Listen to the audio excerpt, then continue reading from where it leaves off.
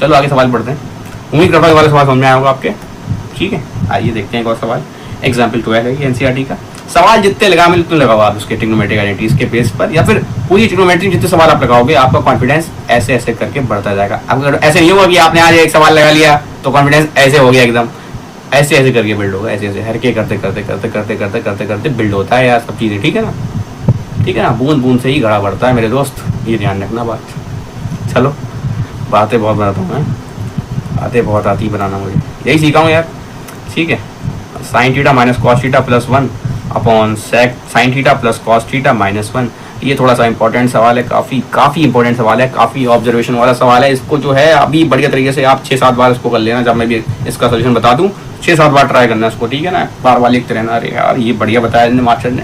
ठीक है ना, कैसे आइए देखते हैं। तो यार आरएचएस में लिखा हुआ है मेरा सेक और टेन, और मुझे दिया साइन और कॉस में। अब तक क्या हो रहा था, साइन और कॉस में मेरा आंसर आ रहा था, या फिर कोसेक ए में आंसर आ रहा था, कोसेक या सेक में। तो मैं उधर से जो है साइन और कॉस में लेते चल रहा था एलएचएस में।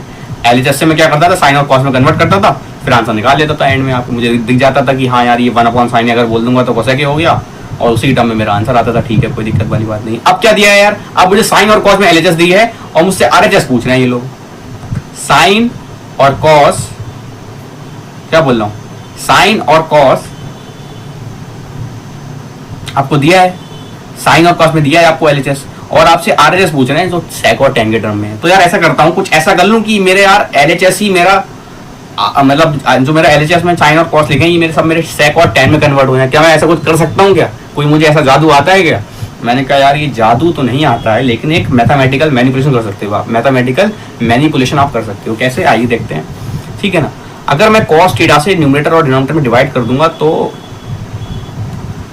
कुछ बहुत अफलातून नहीं हो जाएगा। ठीक है ना, मैथमेटिक्स की दुनिया में कुछ बहुत बड़ा नहीं हो जाएगा। ठीक है ना, जो न्यूमरेटर में आपने डिवाइड किया है वही डिनोमिनेटर में आपको करना पड़ेगा। तो sign theta plus cos theta minus 1 upon cos theta. बताओ यार कोई दिक्कत वाली बात तो नहीं आ रही है आपको, ये बताओ आप। कॉस से कॉस कैंसिल कर सकता हूँ मैं अपनी, सॉरी हाँ कैंसिल करूंगा। कॉस से कॉस अगर मैं कैंसिल कर दूं आपका ये वाला कॉस ये वाला कॉस अगर मैं आपका उड़ा दूं, ठीक है, तो आपका क्या बन जाएगा? अगर ये दोनों उड़ा दिया मैंने, कॉस और कॉस से उड़ा दिया, तो ऊपर मेरा सेम ही तो बन गया। लेकिन नहीं उड़ाऊंगा, क्यों?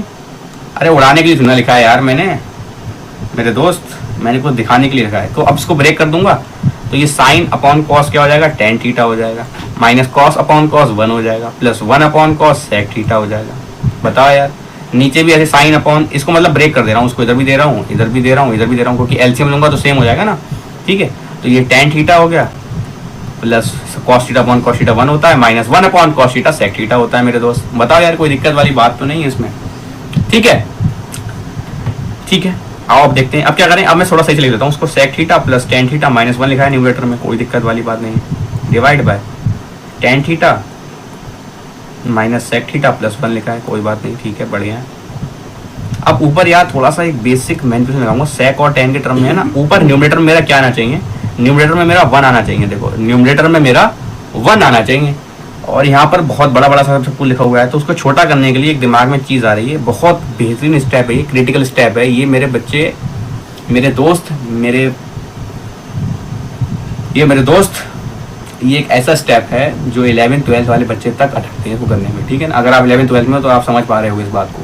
ठीक है ना, जो 10th के बच्चे देख रहे हैं इसको बहुत अच्छा स्टेप होता है ये 11th-12th के बच्चे नहीं कर पाते। इवन कॉम्पिटिशन की तैयारी जो बच्चे करते हैं वो उनको दिमाग में हिट नहीं कर पाता है, क्योंकि वो बहुत सारी चीज़ें दिमाग में लेके चलते होते हैं। तो आप अगर अभी से लेके चलोगे ये बातें दिमाग में, अभी से स्टेप्स याद रखोगे कॉपी में, आप अच्छे से एक पेज पे सब बना लो छोटी छोटी चीज़ें। ठीक है ना, कहीं कि मुझे ऐसा देखो तो कैसे करना है, तो काफ़ी काम बढ़िया हो जाएगा आपका। ठीक है ना, काफ़ी कम चीज़ें आपको याद करना पड़ेगी।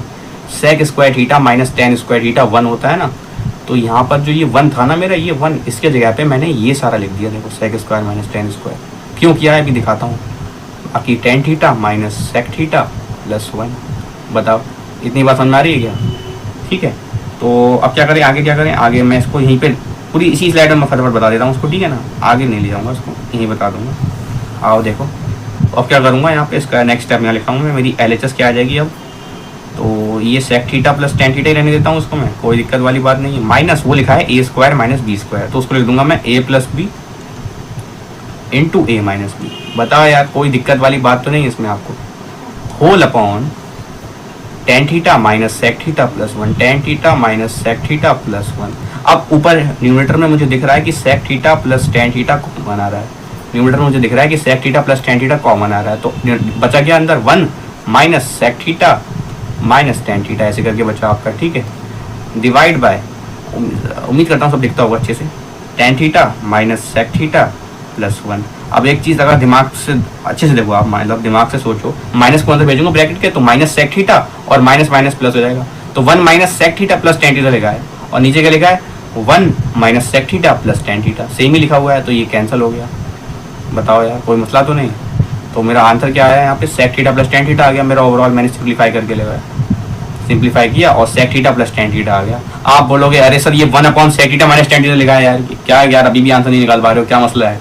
अरे मैंने कहा यार ये sec square theta minus tan square theta 1 होता है, ये मैंने क्या लगाया, ये ट्रिग्नोमेट्रिक मैनिपुलेशन लगाई मैंने। पहली बात तो यहाँ पे जो लिखाई है मैंने यहाँ पर, ये क्या है मेरी, ये एक मेरी ट्रिग्नोमेट्रिक आइडेंटिटी है यार, ये मैंने अभी बताई थी आपको, देखो चेक कर लो, आप देख लो एक बार, देख लो कोई मसला नहीं है। सेक स्क्वायर इस सेकंड आइडेंटिटी है, देखो sec square minus tan square is equal to 1 होता है, सही है, कोई दिक्कत वाली बात तो नहीं है। ये बहुत इंपॉर्टेंट क्वेश्चन है, कहाँ गया यहाँ पे, हाँ ये बहुत इंपॉर्टेंट क्वेश्चन है, ये मतलब बहुत आया है बोर्ड में, काफ़ी पूछा गया पिछले सालों में, अब भी चांसेस हैं कि दोबारा आ जाएगा, ठीक है ना, बोर्ड में क्वेश्चन रिपीट होते हैं, ठीक है ना, तो प्रैक्टिस बहुत करना पड़ेगी आपको, ठीक है ना, काफ़ी अच्छे सवाल है ये। ए स्क्वायर माइनस बी स्क्वायर आपको बन दिया है, ठीक है, तो मैं इसको ऐसे लिख सकता हूँ क्या, A minus B into A plus B, A plus B, सही, sec theta plus tan theta हो गया इज इक्वल टू 1। तो आपकी यहाँ से sec theta plus tan theta की वैल्यू कितनी आ गई, sec theta plus tan theta की वैल्यू कितनी आ गई, इसको डिनोमिनेटर में ले जाऊंगा तो ये हो जाएगा 1 अपॉन सेक थीटा माइनस का टेन थीटा। बताओ यार कोई मसला तो नहीं है। तो sec theta plus tan theta की वैल्यू आपकी कितनी आ गई, ये आ गया आपका 1 upon sec theta minus tan theta, इसको लिख सकता हूँ, कोई ऐसा मसला नहीं है, ठीक है ना।